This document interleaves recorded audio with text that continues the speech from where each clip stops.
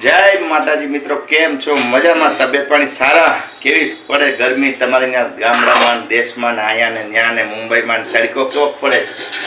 શું બને છે આપણે ત્યાં રસોડામાં? આજે જો અહીંયા તડકો બહુ મસ્ત પડે છે મુંબઈમાં. ભીંડાનું શાક બને છે, ભીંડાનું શાક.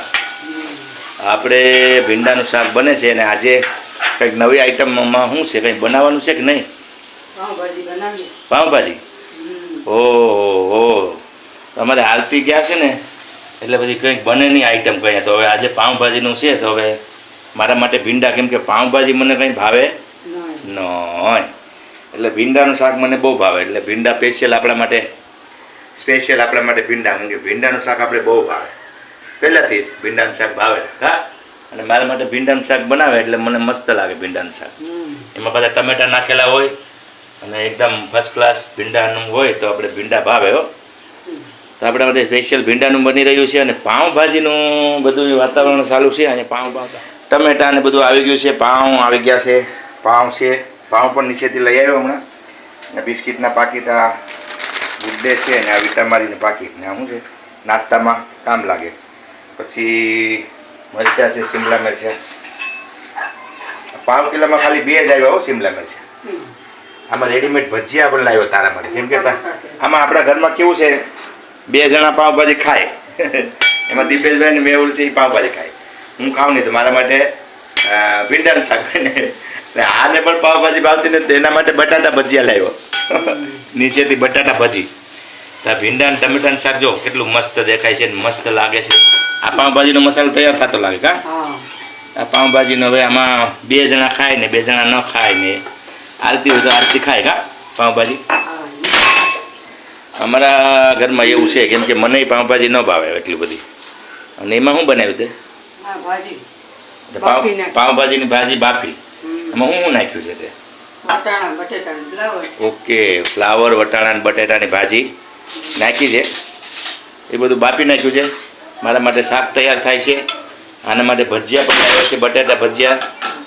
આમાં લાવ્યો છે, આમાં 40 રૂપિયા પ્લેટ. હા, આમાં છે એ પછી ખાવા ટાણે બતાવું. 1 કિલો ટમેટાનો ભાવ 10 રૂપિયા વધી ગયો છે, 30 રૂપિયા થઈ ગયા છે. અને પાઉં તો આપણે 1 પાઉં 3 રૂપિયાનું છે. તો ભાવ પણ કેવો જરૂરી છે કે નહીં? જય શ્રી કૃષ્ણ બા, કેમ છો? આવો. હેરાન કરો છો બા? હેરાન કરે કઈ? કેમ છો? તબિયત પાણી હારા તમારા? દયા છે ને? બસ, તો એ બી દયા રે એવી ને એવી. બસ એટલા માટે અમારે બા આવી ગયા છે. બા રહી છે સામે ને કંઈક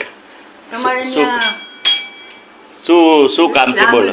અરે મારો પોતાનો પડી ગયો છે છાપરા. હા, તો એ છાપરા ઉપર પડી ગયા એટલે ઓલી લાકડી છે ને, ઓલી ખીલી લગાડેલી તમારી ત્યાં, તેથી મેં ખીલી લગાડી હતી લાકડીમાં, ખબર છે? સ્ક્રૂ લગાવ્યો તો એ લાકડી તમારા ઘરમાં પડી છે. હા છે, જો હું આવું પછી કાઢવા ન નીકળે તો મને કહેજો. હા, તો બારીમાં પોતાનો બારી જ નીચે કંઈક કપડાં બપડા પડી જાય તો બા આપણે જેવા આવે આપણે લાકડી લઈને ઓલી ખીલી લગાડેલી હોય ને કાઢી દઈએ. એટલે બા આવ્યા છે તો હવે અહીંયા આપણી તૈયારી ચાલુ છે. બીજો ગેસ હળગાવે, શું કરવાનું છે બીજા ગેસ ઉપર? હાલો, તો ભાજી વઘાર નાખે અને પાઉંભાજીની તૈયારી ચાલુ છે. તો આપણે પાઉંભાજી ખાવાની છે ધબધબાટીને બહાટી આજે તો બાકી. વાહ, અમારે છે ને અહીંયા ભાણા મૂકવાનું, વાસણ મૂકવાનો આવો ડ્રો હોય. તો આ બધા ડ્રોમાં છે ને બધા વાસણ આવી જાય. અહીંયા બધા ડ્રો છે, અહીંયા બધા ડ્રો છે, એટલે બધા વાસણ કંઈ બહાર મૂકવા ન પડે એવી રીતે ટ્રોલી બનાવેલી છે, બહુ સરસ. તો હવે તેલ નાખને કાહે નાખો. ચાલો, તેલ નાખી રહ્યા છે ભાજી માટે. નાખો. શિમલા મિરચી પણ મોટા હતા. તો ભાજીવાળા પણ છે ને શિમલા મિરચી પૂરા થઈ ગયા હતા. ઓલો બીજો ભાજીવાળો હતો ને તો એ કે એ હે, તો એ 2 જ મિરચા પાવ કિલો થઈ ગયા.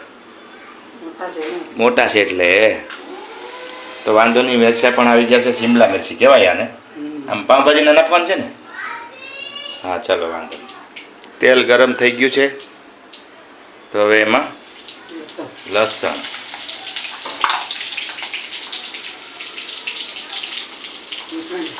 વખાણી, હિંગ, જય હિન્દ, કાંદા. ઓકે, તો એમાં નાખે છે કાંદા.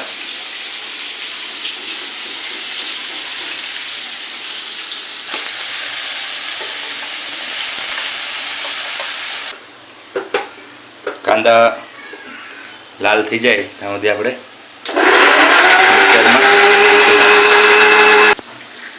ગ્રેવી થઈ ગઈ છે. આમાં મિક્સરની પીસી નાખી, મરચાં કાપી નાખીએ બારીક બારીક, અને કાંદા ગરમ થાય છે ફર્સ્ટ ક્લાસ.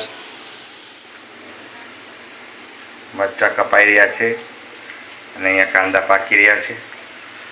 એકદમ લાલ થઈ જાય એટલે પછી આપણે આમાં ભાજી નાખવાની છે. પાઉંભાજીની જે ભાજી આપણે બનાવી છે ને એ.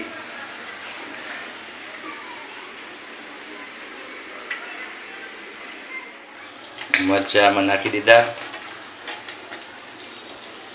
ને આમે અમારું જમવાનું બહુ મૂળ બને, કેમ કે અમારે અત્યારે 9 વાગે તો જમવાનું બનાવવાનું ચાલુ કરીએ. 9 વાગે ને અત્યારે કેટલા વાગ્યા? જો 8:45. સામે 8:45 વાગ્યા છે ઘડિયાળમાં. કેમ કે આપણે 10 વાગે જમવાનું હોય, જો 8:45 વાગ્યા ને તો અમે મોડા જમવાનું બનાવવા ને પછી ગરમા ગરમ બનાવીને ખાવાનું. બીટને ક્રશ કરી નાખીએ. બીટ, વાવ, બીટ ક્રશ કરી નાખ્યું. પાઉંભાજીનો મસાલો એકદમ સુપર બનાવવાનો છે આજે, કેમ કે પાઉંભાજી આપણે ખાતા નથી એટલે સુપર જ બનવાનું છે. અને આપણા માટે તો ભીંડાનું શાક બને જ છે, એના માટે ભજીયા બનેલા છે. અને મેહુલભાઈ ને દીપેશભાઈ માટે પાઉંભાજી બને છે. ઘરમાં ભલે 4 જણા હોય પણ 2-3 શાક બનાવવા પડે. કોકને ભાવે, કોકને ન ભાવે, હાલે. હા,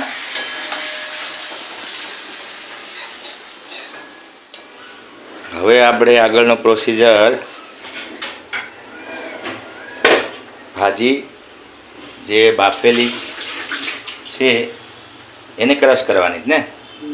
ઓકે, તો એ ભાજીને પણ થોડી ક્રશ કરી નાખે. પછી આ ગરમા ગરમ બની રહ્યો છે એમાં નાખવાની છે એને. ને આજે છે મિત્રો મંગળવાર અને આજે છે બીજ. તો રામદેવપીર બાપાની બીજ હોય અને ભાઈ એમાં પછી કાંઈ ઘટે. ધજા દેખીને ધણી હાંભરે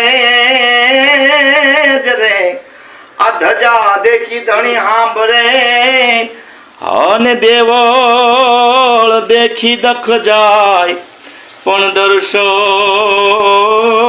દર્શન હે કરતા રામા પીરના, હે ઓલા પંડના પાપ બધાય ભાગી જાય, પણ દર્શન હે કરતા રામા પીરના. ઓ અરે રે, તો પંડના પાપ મટી જાય. તો આજે બીજ છે રામાપીર બાપાની, અને આજે ઘણી જગ્યાએ ભજન પણ હશે. મુંબઈમાં ભજન હોય પણ 10 વાગ્યા સુધી જ હોય, એટલે અમે ભજનમાં જઈએ ને રાતના પછી આવવાનું બહુ ગરદી હોય ટ્રેનમાં. તમને તો ખબર જ છે, ધબધબાટી ને બહાટી. ટમેટાનું નાખી દીધું ને આમાં ગ્રેવી? ઓકે, ટમેટાની ગ્રેવી નાખી દીધી છે અને એમાં હવે થોડુંક પાણી ઉમેરી દો. તો હવે એમાં મેન આઈટમ એટલે મીઠું. કેમ કે મીઠું જ મેન આઈટમ છે. મીઠું બરોબર ન હોય ને, ઓછા વધુ થાય ને, તો કોઈ પણ ભાજી હોય કે કંઈ બી હોય, મીઠું બરોબર હોય તો ભાજીનો ટેસ્ટ બરોબર થાય. પછી તો આ બધું એમાં હોય જ. જો કે બીજો મસાલો, હળદર ને ધાણા જીરું ને આ ને તે ને એ તો હોય, પણ મીઠા વગર નકામું છે. બરાબર ને વેંકી? પરફેક્ટ મીઠું ભાજીમાં આવે, ઉપર નીચે ન થાય, તો કોઈ પણ ભાજી હોય કે કોઈ પણ શાક હોય એ મસ્ત ટેસ્ટી થાય. તો હવે આવી રીતે બધા મસાલા નાખી દીધા છે એમાં, અને મીઠું પણ બરોબર નાખી દીધું છે, અને લાલ ઘમ જેવું થઈ ગયું છે. લાલ ઘમ જેવું. હા ભાઈ, હું ગોતો ફ્રીજમાં પાઉંભાજીના મસાલા. આમાં આપણું સ્ટોરેજ કરેલું છે ફ્રીજમાં, જોયું?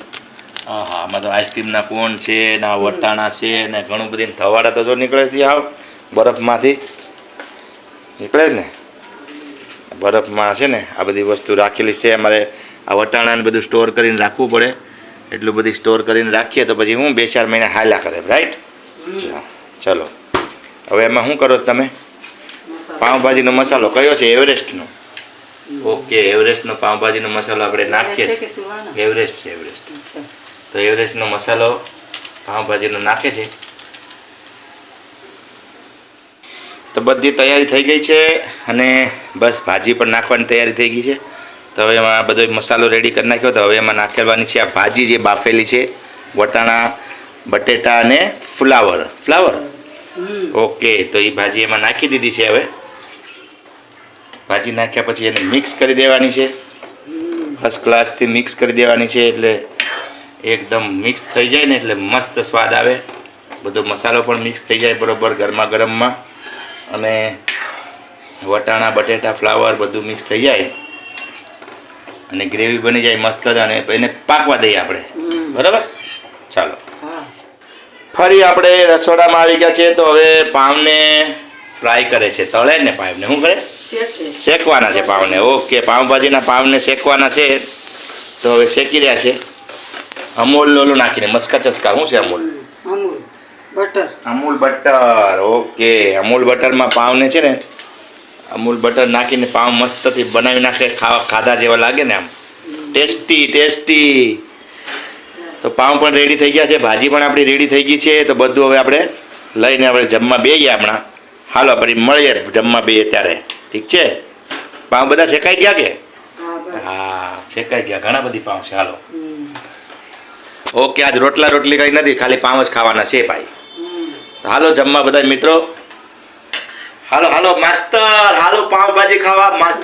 માસ્તર તમારો હમણાં ફોન આવ્યો હતો ને, વિડીયો કોલ અમારા માસ્તરનો ચાલુ હતો, અમારા રોણાદના સરપંચ.